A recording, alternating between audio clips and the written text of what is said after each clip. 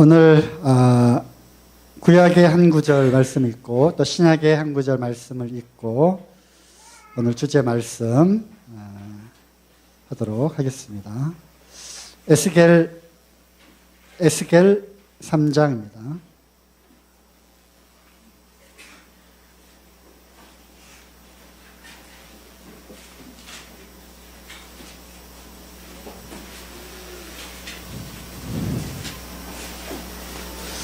에스겔서 3장 17절부터 19절까지 읽겠습니다. 인자야, 내가 너를 이스라엘 족속의 파수꾼으로 세웠으니 너는 내 입의 말을 듣고 나를 대신하여 그들을 깨우치라. 가령 내가 악인에게 말하기를 너는 꼭 죽으리라 할 때에 내가 깨우치지 아니하거나 말로 악인에게 일러서 그 악한 길을 떠나 생명을 구원케 하지 아니하면 그 악인은 그 죄악 중에서 죽으려니와 내가 그 핏값을 내 손에서 찾을 것이고, 내가 악인을 깨우치되 그가 그 악한 마음과 악한 행위에서 돌이키지 아니하면 그는 그 죄악 중에서 죽으려니와 너는 내 생명을 보존하리라. 무슨 말씀인지 잘 아시겠죠? 악인들에게 하나님의 말씀을 선포하고 그들의 잘못된 길에서 돌이키라고 깨우치고 말씀을 전해야 되는 의무가 우리에게 있음을 말씀하고 있는 그런 대목입니다. 왜냐하면 우리를 파수꾼으로 세웠기 때문에 그러합니다. 그래서 만일 그 악한 자가 그 파수꾼이 하는 그 말을 듣고 깨우친 다음에 그 길에서 돌이켜서 하나님의 말씀을 듣게 되면 그것은 참으로 다행스러운 것이고요. 전했다 할지라도 그들이 돌이키지 아니한다면 그것은 누구에게 잘못이 있는 것입니까? 그 사람에게 잘못이 있는 것이죠. 말씀을 들었음에도 불구하고 그 악한 행실을 뉘우치지 아니하고 돌이키지 않는다면 그 사람에게 잘못이 있는 것입니다. 그러므로 말을 전한 이 파수꾼에게는 아무런 생명을 묻지는 않을 것이다. 그렇지만 만일 악한 행실을 걷고 있는 것을 알면서도 하나님의 말씀을 전하지 않고 깨우치지 않는다면 그 악인은 그 악한 대로 형벌을 받는 것은 당연하지만 전하지 않은, 즉 파수꾼이 그 파수꾼의 일을 다 하지 못한 일에 대해서는 무엇을 찾는다고 그랬어요? 핏값을 찾을 것이다. 이런 말씀을 하고 계십니다. 이 말씀은 이 말씀대로 우리에게 주시는 엄미한 그러한 경고의 메시지를 우리에게도 들려주고 계십니다. 그러므로 우리에게 이제 이 얼마 남지 않은 이 마지막 때에 우리가 파수꾼의 그러한 역할을 다하고 우리에게 주신 그 입의 역할을 우리가 충실하게 해야 한다는 것입니다. 만일 그걸 알면서도 우리가 전하지 않는다면 핏값을 찾는다고 분명히 말씀하고 계시기 때문에 그렇습니다. 오늘의 주는 말씀을 전하라라고 하는 그것에 포인트가 있는 것이 아니라 18절에 나오는 마지막에 내가 그 핏값을 내 손에서 찾을 것이고, 또 19절 마지막에 나오는 너는 내 생명을 보존하리라. 결국 여기에 나오는 이 핏값이라고 하는 단어는 무엇과 동의어입니까? 생명과 동의어라고 하는 것입니다. 자, 구약에서 이 말씀 한 구절을 찾아봤고요. 신약에서 한 구절 찾아보겠습니다. 마태복음 27장입니다.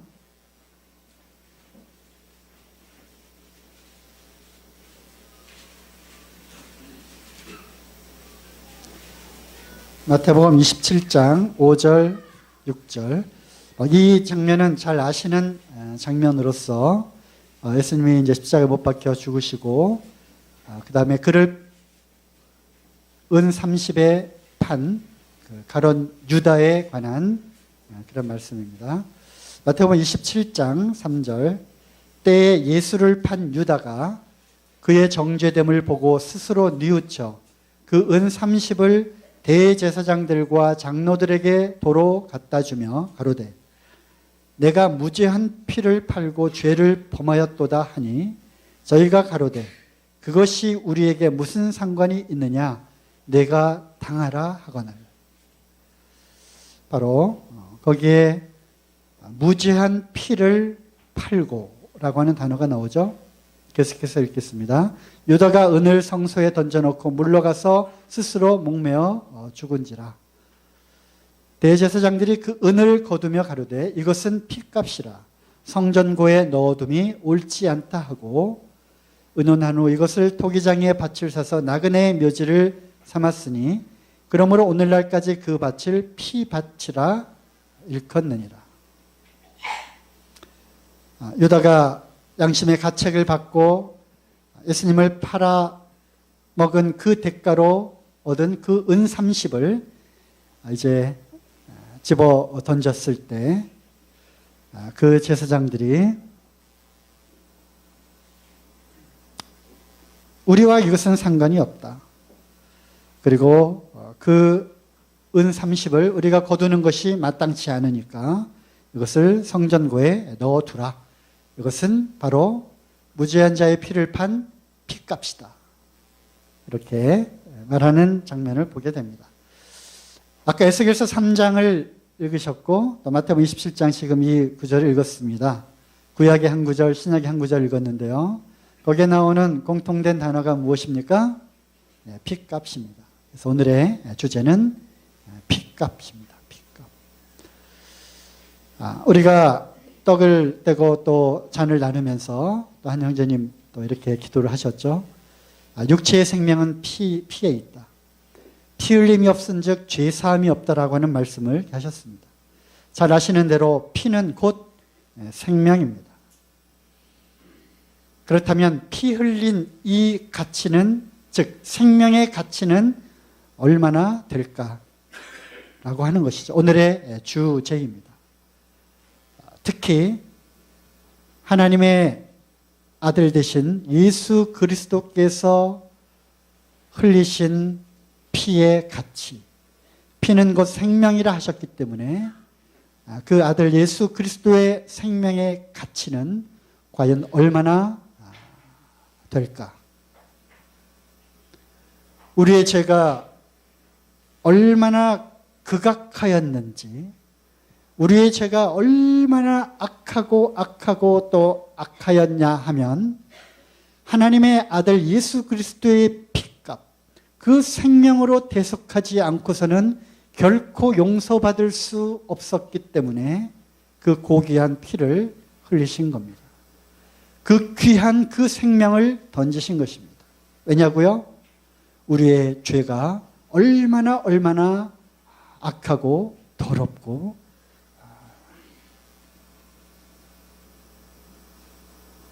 그렇기 때문에 그 아들의 생명을 던지신 것입니다. 이 보혈은 우리의 죄를 용서하고도 남을 만큼 충분한 능력이 있는 것입니다. 보혈만이 유일한 우리의 죄를 속죄할 수 있는 그러한 능력이 있고요. 바로 예수님의 피만이 이러한 것을 죄를 사할 수 있는 권세가 있다고 하는 것입니다. 왜냐하면 그것은 곧 생명이기 때문에. 피는 곧 아들의 생명이기 때문에 그 아들의 생명이기 때문에 아들의 생명을 대가로 해서 지불하고 지불하고 얻은 그 죄사함, 그 속죄는 능력이 있는 것이고 그만큼 권세가 있는 것입니다.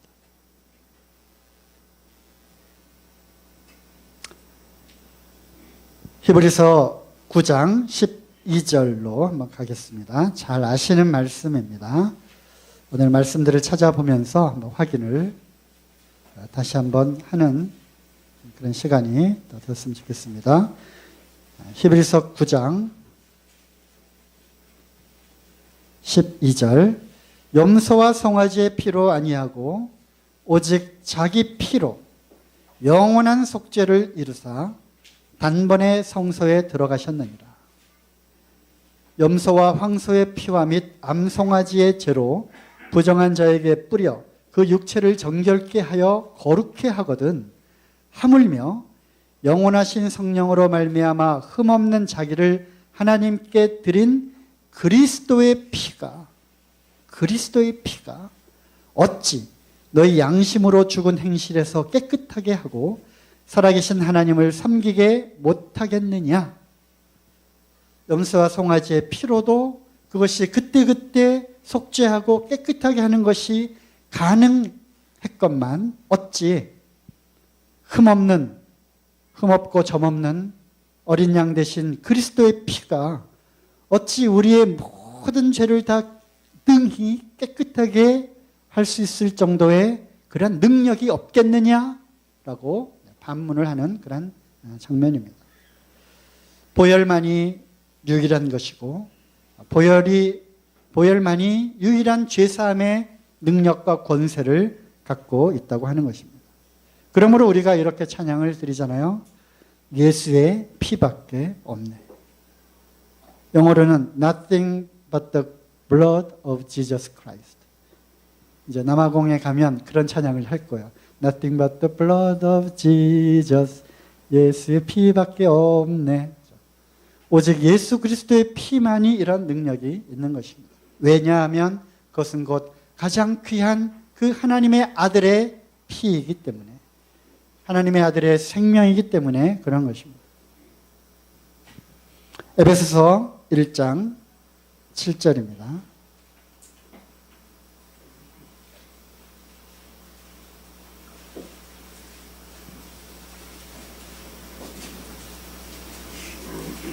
비슷한 말씀이 골로새서 1장에도 나와 있죠. 오늘 제가 예배 시간에 시작할 때 읽은 그런 말씀입니다. 에베소 1장 7절 우리가 그리스도 안에서 그의 은혜의 풍성함을 따라 그의 피로 말미암아 구속 곧 죄사함을 받았으니,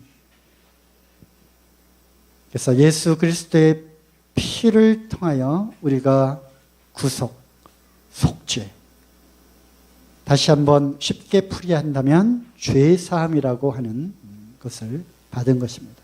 영어로는 redemption. 그러니까 영어가 갖고 있는 이 redemption이라고 하는 이 단어의 뜻은 값을 지불하고 사다라고 하는 그런 뜻을 갖고 있습니다. 무슨 뜻이라고요? 값을 지불하고 사다.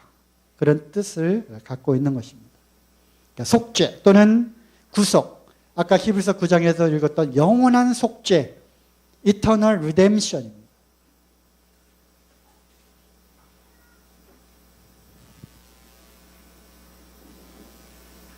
계시록 1장 5절에 좀 더 풀어서 자세하게 이 리뎀션이라고 하는 구속 또는 속죄라고 번역된, 우리말로는 그렇게 번역된 이 단어의 뜻을 계시록 1장에 가면 더 쉽게 알 수가 있습니다. 계시록 1장 5절입니다.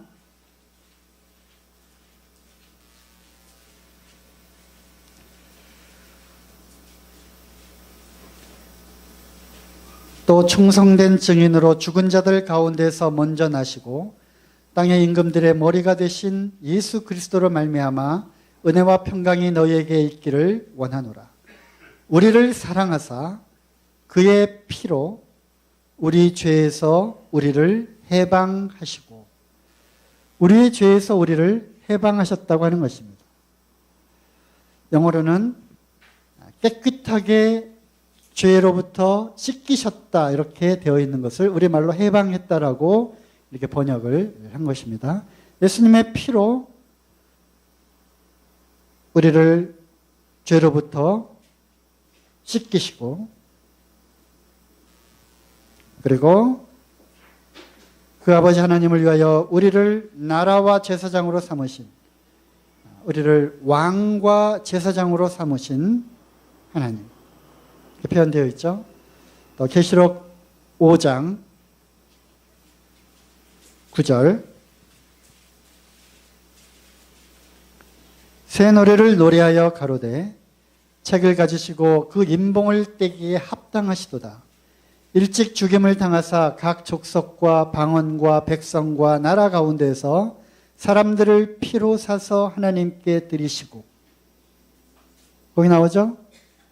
사람들을 피로 사서 하나님께 드리시고, 바로 거기에 사용된 단어가 바로 redeem입니다. redeem. 그래서 우리를 구속하셨다. 또 영원한 속죄를 하셨다라고 사용된 그 단어가 여기 나와 있는 핏값을 주고 사다, 이런 뜻을 갖고 있는 것입니다. 그러므로 하나님의 아들 예수 그리스도의 그 생명을 던져서 우리를 그 죄악 가운데에서 핏값을 주고 우리를 사서 하나님께 드려지셨다고 하는 것입니다. 그러므로 이 피는 정말 보배로운 피인 것입니다. 그러므로 베드로전서 1장 19절에 점없고 흠없는 어린 양 같은 예수 그리스도의 보배로운 피로 말미암아 된 것이다. 우리가 구속된 것, 우리가 구원받은 것은 그것은 금이나 은같이 이거 썩어 없어질 것으로 된 것이 아니라 점없고 흠없는 어린 양 같은 그리스도의 피로 우리를 구속한 것이다.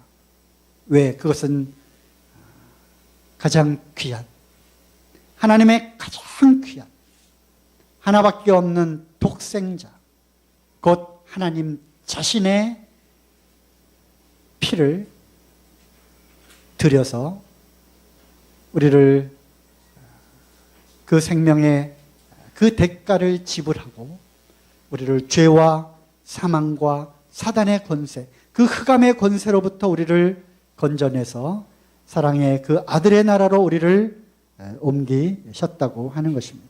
그러므로 얼마나 보배로운 피인가라는 것을 우리는 알아야 하는 것입니다. 그러므로 오늘의 주제, 핏값. 여기에 이제 세 가지 또 세부 주제가 있게 됩니다. 우리가 이 핏값을 무시하면 되겠습니까? 안 되죠. 그러므로 만일 우리 가운데 아직도 이 사실을 깨닫지 못하신 분들, 이 핏값의 가치가 얼마나 소중하고 귀한 것인지, 그 피의 대가로 내 모든 죄를 다 용서하고 깨끗하게 할 수 있는 그러한 능력과 그러한 권세가 없다는 말인가? 그 사실을 무시하고 그것을 받아들이지 않는 사람들, 그 사람들에게 임할 하나님의 무시무시한 심판, 진노가 얼마나 큰지 우리는 알아야 하는 것입니다. 그 경고를 히브리서에서 하고 계시죠. 다시 한번 히브리서로 가겠습니다.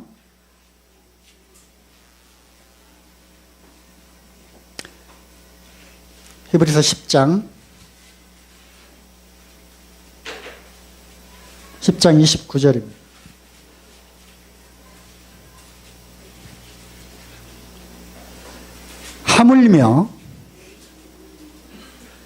하물며 하나님 아들을 밟고 자기를 거룩하게 한 언약의 피를 부정한 것으로 여기고 은혜의 성령을 욕되게 하는 자. 세 가지 유형이 나오죠. 다시 한번 읽겠습니다. 첫 번째 유형, 바로 이 피의 가치, 핏값을 지불하고 하나님의 아들이 돌아가셨음에도 불구하고 첫 번째, 그 하나님의 아들을 밟는, 짓밟는, 무시하는 거죠. 두 번째, 자기를 거룩하게 한 언약의 피, 이것을 부정한 것으로 여기는 사람. 우리 주변에 아직도 이런 사람들이 있다는 것입니다. 그리고 은혜의 성령을 욕되게 하는 사람. 이러한 말씀들, 하나님의 그 성령님에 의해서 전해지는 이 하나님의 이 어미하신 이 말씀, 죄사함의 말씀, 하나님의 말씀을 듣고 잘못된 길로부터 돌이키라는 그리고 회개했을 때 하나님의 그 무한하신 용서가 이미 이루어진 사실을 믿으라고 하는 이 복음의 말씀. 이것은 성령의 은혜의 성령님을 통하여서 많이 깨달을 수 있는 것인데 이것을 부정하는 성령 회방죄. 마태복음 13장에 나오는 바로 그것이죠. 이러한 사람들은 그래서 읽겠습니다. 이러한 자의 당연히 받을 형벌이 얼마나 더 중하겠느냐 너희는 생각하라.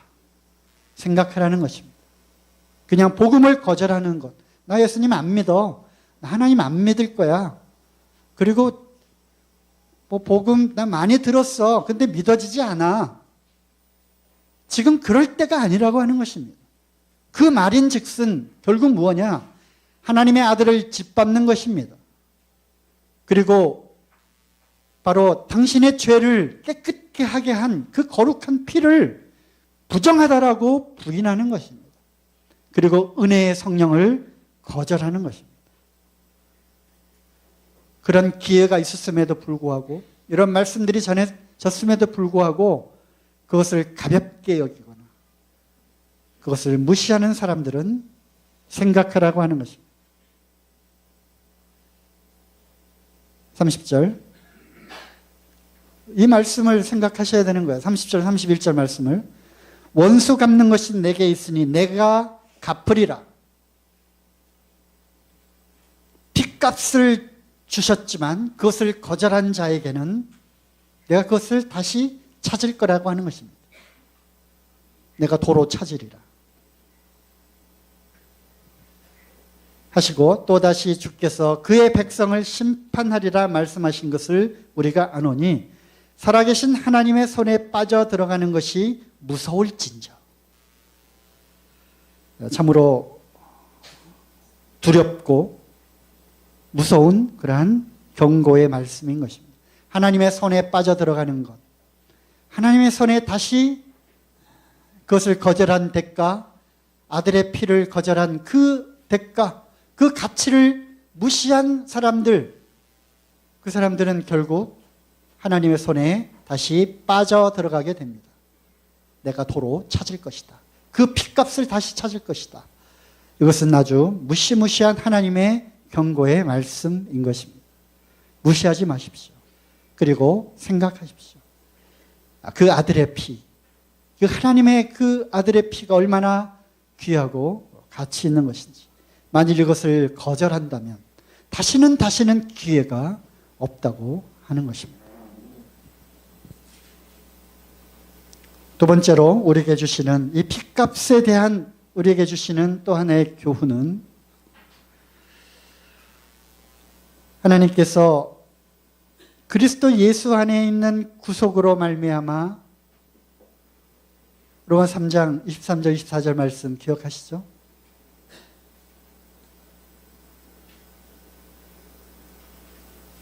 의인은 없고 하나도 없으며 또 우리가 하나님의 영광에 이르지 못하였어요. 하지만 그리스도 안에 있는 그 구속으로 말미암아 여기에도 영어 리뎀션이라고 하는 단어가 사용됩니다. 그리스도 예수 안에 있는 그 구속으로 말미암아 우리가 하나님의 은혜로 값없이 의롭다함을 얻은 자가 되었다고 하는 것입니다.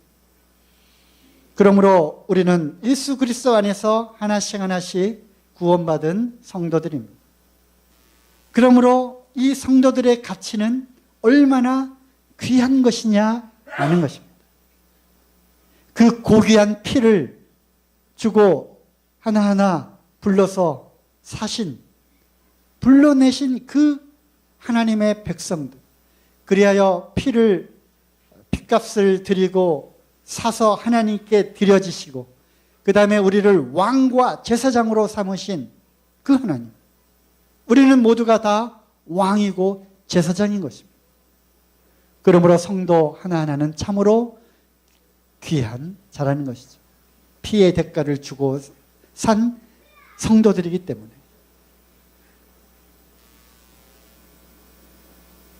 옆에 분들 한번 쳐다보세요. 앞에만 보고 계시니까 옆에 분들 한번 쳐다보세요. 참으로 얼마나 귀한 가치 있는 성도님들인가? 이분을 위해서, 이 성도를 위해서 독생자 예수 그리스도께서 피값을 주고 건져내셨구나. 참으로 귀한 가치 있는 그런 성도들이라고 하는 것입니다. 그런데요, 더 중요한 것은 하나하나 개개인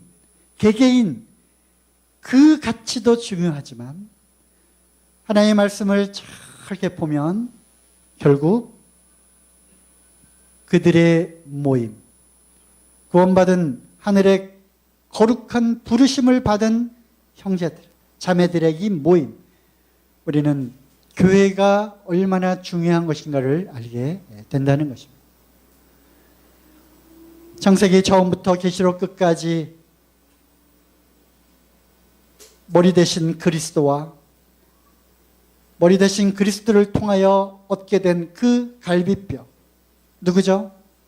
신랑 대신 그리스도의 신부, 그건 바로 교회인 것입니다.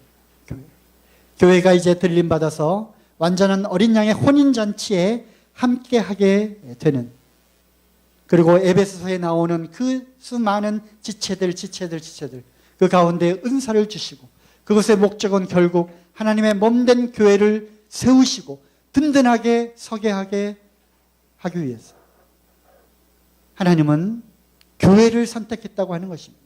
에베소 말씀을 보면 창세전에 이미 하나님께서는 이 교회를 선택했다고 하는 것입니다. 그러므로 우리는 교회가 얼마나 귀한 것인가를 다시 한번 깨달아야 하는 것입니다. 교회는, 즉 신부는 신랑의 모든 것입니다. 우리가 얼마 전에 성경 일독표대로 아가서 말씀을 읽었잖아요. 그죠? Song of Songs, 노래 중에 노래.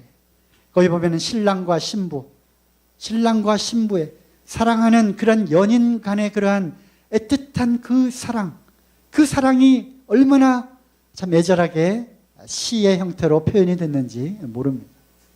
나의 사랑, 나의 어여쁜 자야, 이렇게 표현하는 그러한 장면들을 보게 됩니다. 왜? 빚값을 주고 사셨기 때문에. 그러므로 이 하나님의 교회, 이 교회는 얼마나 중요한지 모릅니다. 사도행전 20장, 사도행전 20장, 다 아시는 말씀이지만 또 찾아서 눈으로 확인하도록 하겠습니다.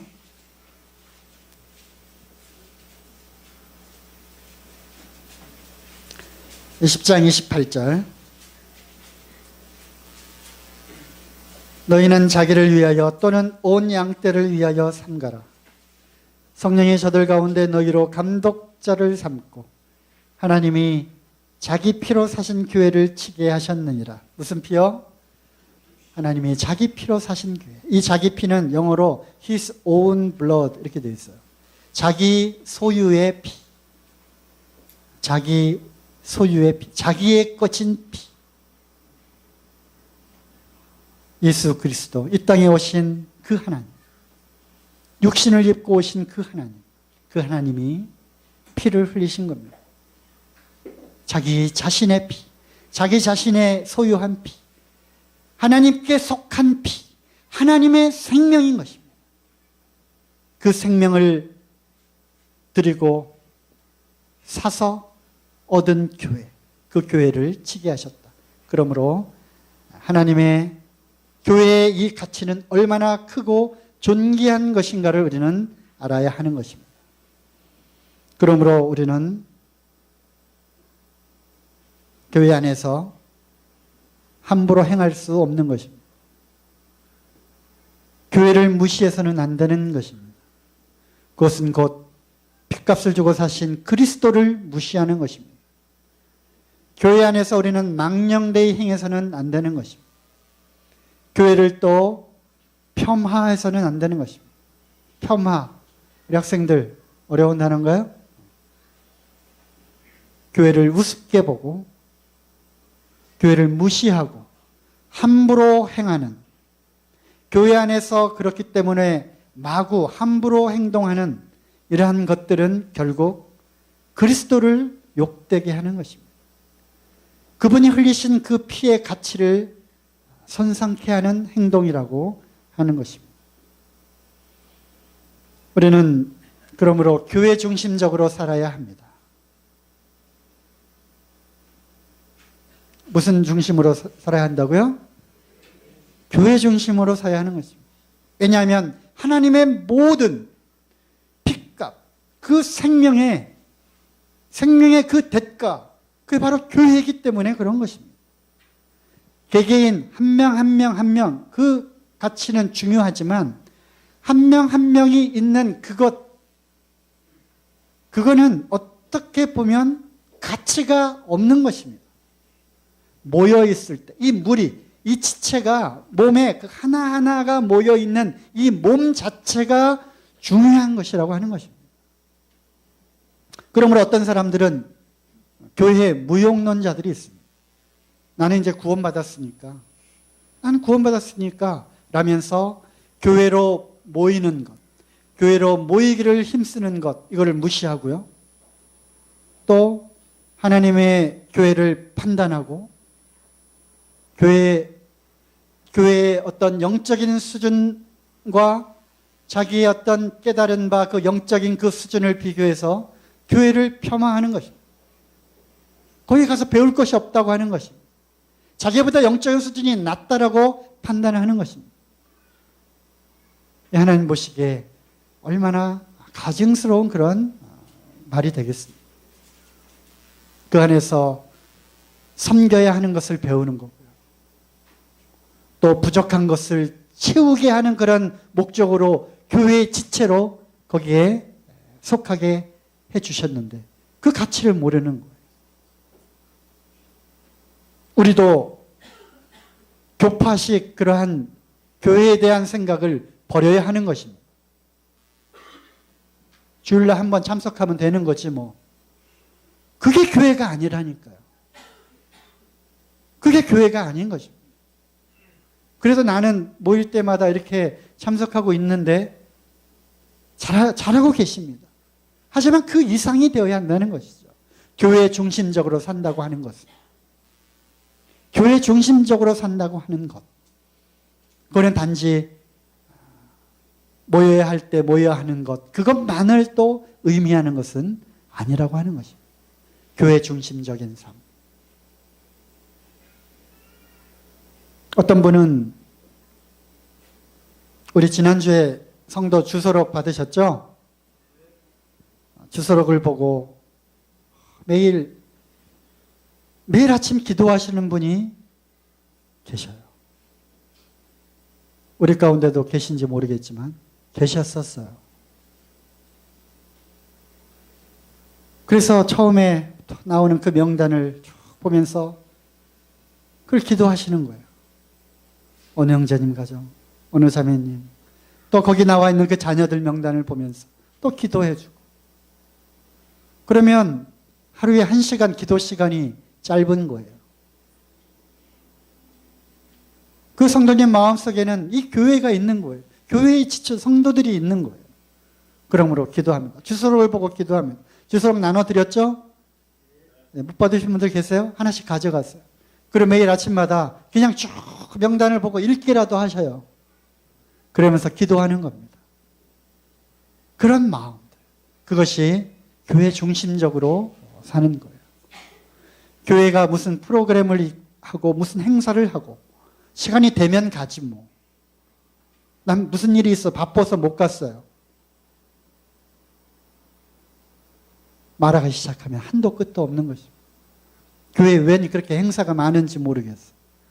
네, 끝났습니다. 주일날까지 끝났어요. 이제 축구하는 것까지 끝났고요. 수요일날 단기선교팀 떠나보내면 7월, 8월 편히 쉬시고요.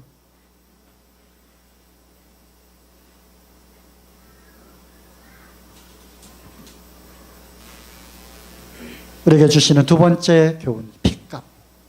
예수 그리스도 하나님의 독생자의 생명의 대가, 그 가치. 그를 생각하면 생각할수록 그 대가로 얻은 교회, 이런 교회가 얼마나 중요한 것인지, 하나님의 모든 것입니다. 왜? 신랑의 모든 것은 바로 신부에게 있기 때문에. 그러므로 내 이름을 둔 곳, 거룩한 곳, 성소, 그게 바로 교회인 것입니다.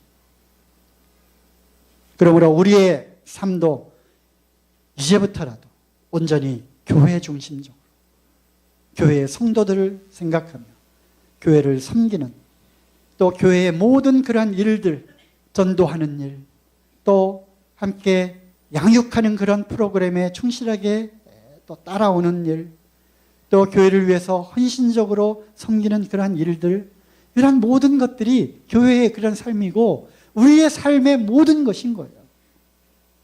그리고 여기에서 있었던 그런 영적인 파워를 갖고 우리가 이제 세상으로 나가는 거잖아요. 전도하러 나가고 여기에서 얻은 게 영적인 이 충만함을 갖고 이 밝아진 그 빛을 갖고 어두움 가운데 그냥 가는 거예요. 가는 그 자체만으로도 어두움 가운데 빛이 비춰지는 거잖아요. 그죠? 이것이 자연스러운 성도의 삶인 것이고 그것의 그 기초는, 뿌리는 바로 교회에서의 온전한 영적인 삶이라고 하는 것입니다. 이제 세 번째 교훈으로 갑니다. 우리가 개인적으로 우리의 가치관에도 이 핏값을, 우리가 피의 가치를 생각하면 생각할수록 우리의 가치관과 우리의 삶의 목표가 달라져야 한다는 것입니다. 옛날에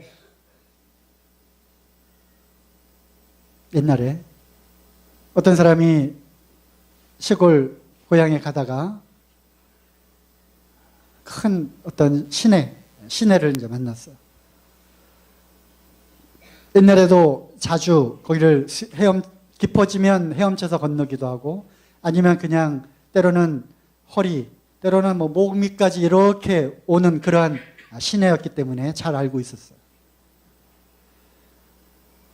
거기를 건너야 이제 자기 마을로 가는데 멀리 보니까 다리가 하나 생겼어요. 다리를 해서 이렇게 돌아가자니 굉장히 그 거리가 멀고, 그래서 뭐 어렸을 때 옛날에 늘 건너던 곳이니까고 가방을 이제 질끈 동여매고 그 시내를 건너기 시작했어요. 그런데 이 사람이 몰랐던 것이 있었어요. 그 다리를 건설하려고 그 강 바닥을 쭉 이렇게 긁어내가지고 자갈거린 것들 다 파냈던 거예요. 이렇게 가는데 이제 물살이 빨라지고 깊어지니까 떠내려가기 시작했어요. 사람 살려, 사람 살려. 그 소리를 듣고서 멀리 산 사람이 뛰어와가지고 물속에 뛰어 들어갔어요. 그리고 정말 자기 혼신의 힘을 다해서 그 사람을 건져냈어요. 죽을 뻔했던 이 사람이 이제 숨을 돌리고 물에 빠진 생제가 되어가지고 이제 이야기를 나눕니다. 정말 감사합니다. 나 정말 당신이 아니었으면 죽을 뻔했어요.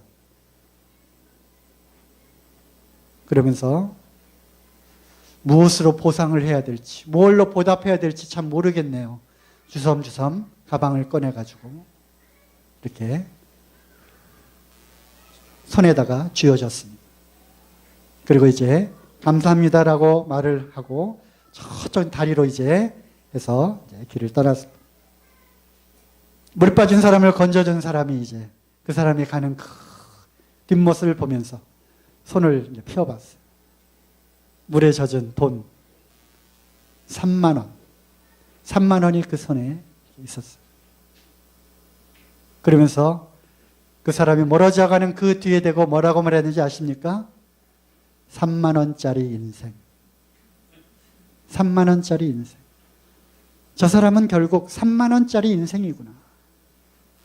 자기의 생명을, 자기가 아니었으면 죽었을 텐데 그 생명을 살려줬더니 겨우 3만 원을 주고 가는 거예요. 감사합니다. 여러분은 얼마짜리 인생이십니까? 얼마짜리 인생이에요? 예수 그리스도께서 그 핏값을 드리고 그 하나님의 아들이 자기의 생명을, 고귀한 생명을 던지셨어요. 그래서 구속, 속죄, 핏값을 주고 사셨잖아요.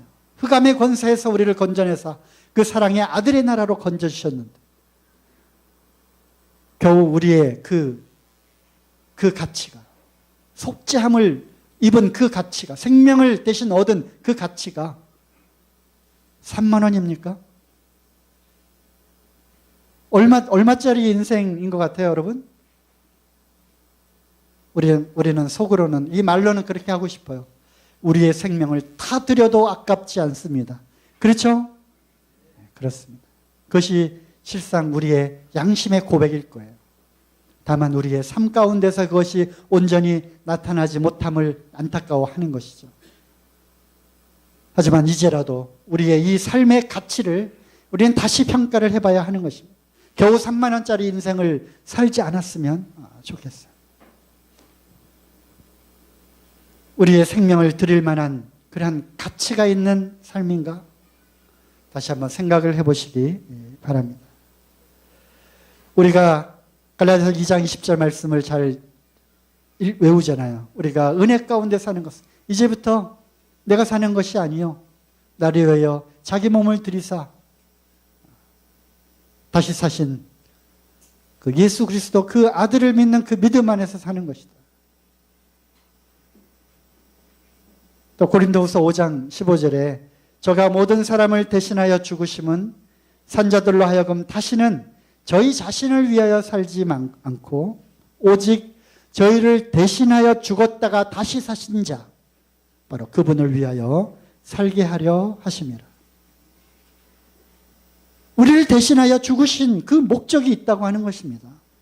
우리를 대신하여 죽으신 그 생명을 들이신 그 이유가 있다고 하는 것입니다. 그거는 이제부터는 나를 위한 삶을 사는 것이 아니라 나를 위하여 죽었다가 대신 죽었다가 다시 살아나신 그분을 위하여 살게 하는 목적으로 그분이 피의 값을 치루었다고 하는 것입니다.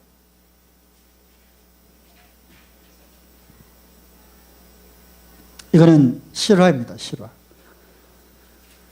월남전에 그 당시 많은 미국의 젊은이들이 월남전에 참여를 했어요. 그리고 마치 그것이 어떤 부음이 일어서 어떤 용맹스러움, 용감함, 그리고 자유와 이 정의에 대한 의로운 행위, 그렇지 않으면 비겁한 자의 그러한 또 이야기를 듣는 것이 싫어서 많은 사람들이 월남에 이렇게 자원을 했습니다. 한 병사가 있었어요. 이 병사는 외아들이었어요. 월남의 그 격전지에서 이제 이 아들이 아주 위험한 상황에서 자기 동료의 그러한 목숨을 살리고 대신 죽었어요. 그 베트콩들이 총을 사격하는 그 상황에서, 그 위급한 상황에서 이 동료 병사의 그 몸을 자기가 이렇게 껴안고 대신 총에 맞아 죽었어요. 우리 옛날에 강제구 소령 아세요? 우리 최태 형님 아주 잘 아시죠? 옛날에 명호부대, 백마부대 할 때 우리도 강제구 소령이 있었잖아요. 그 수류탄 투척 그 연습하다가 잘못해서 한 병사가 놓쳤어요. 그 분대원들이, 서대원들이 다 거기서 죽을 상황에서 그 중대장이었나요? 강제구 그 당시 대위가 모두 하고서 자기가 그 술탄 위에 자기 몸을 이렇게 깔고 거기서 터졌잖아요. 산산조각이 났죠. 그래서 다른 병사들을 살린 그 강제구 소령 이야기가 있었잖아요. 그러니까 이 병사도 마찬가지로 자기 동료 병사를 살리기 위해서 대신 죽었어요. 이제 그 시신이 집으로 그 유해가 이제 돌아왔습니다. 부모님들이 외아들이 월남전에 간다는 것을 극구 말렸지만 참전을 하더니 결국 싸늘한 시체가 되어서 미국 국기에 덮여가지고 이제 왔어요. 한없는 슬픔에 감겼어요. 하지만 이제 위로의 이야기를 듣게 됩니다. 이 개죽음을 한 것이 아니라, 그냥 죽은 것이 아니라 어떤 다른 친구, 동료 병사의 목숨을 대신 살려줬습니다. 부모님은 그 말에 큰 위안을 받았어요. 그래요? 그래도 참 다행이군요. 내 아들의 생명을 들여서 던져서 다른 병사의 생명을 살렸다니 참 불행하지만 감사한 일이네요. 이제 전쟁이 끝나고 저렇게 왔습니다. 세월이 흘렀어요. 이 부모님은 매번 매년 그 날이 되면 그 국립묘지에 가서 헌화를 하고 아들의 그 죽음을 참 슬퍼했어요. 그러면서 이제 한 가지 제안을 하게 됩니다. 내 아들이 대신하여 그 목숨을 살려준, 내 아들이 죽고 그 살려준 그 동료 병사, 그 아들을 한번 찾아가서 우리가 너무 외롭고 쓸쓸하니 양아들로 삼았으면 좋겠다. 아들의 생명을 대신한 그 친구 동료를 찾아가자. 그래서 이제 수소문을 해서 이제 찾아갑니다. 인디애나주에 살고 있다는 소식을 듣고 이제 갑니다. 어느 시골 마을로 차를 타고 갔어요. 동네 사람들에게 물었습니다. 누구누구 이러한 사람이 있냐고. 너무나도 유명해서 동네 사람들이 다 알고 있었어요. 누구요? 알죠. 알다마다요. 저기 가면 있을 겁니다. 그가 가르쳐서 찾아간 곳. 어딘지 아세요? 술집이었어요. 바에 있었어요. 대낮이었음에도 불구하고 술에 취해 있었고 거기서 사람들과 난동을 부리고 싸우고 있었어요.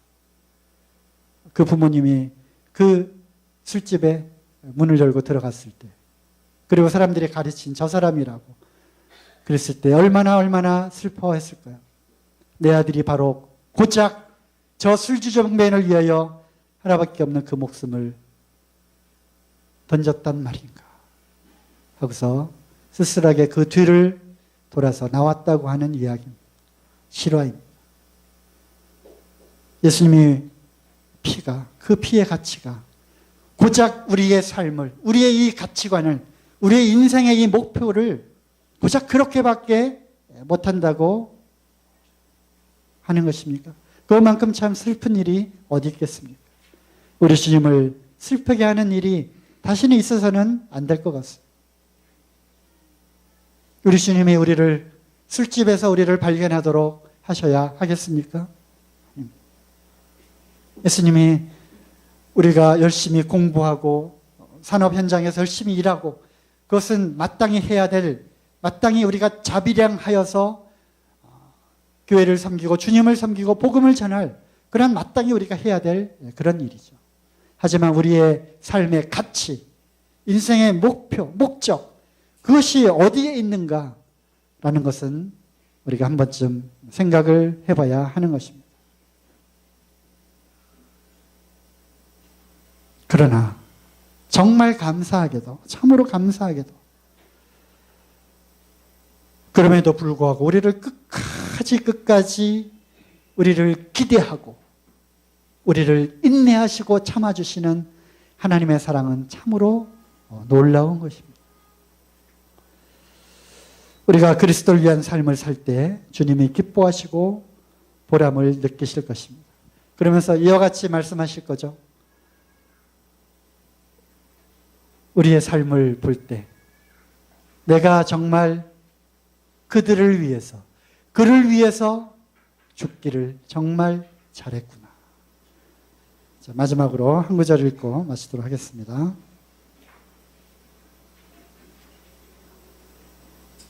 이사야서 53장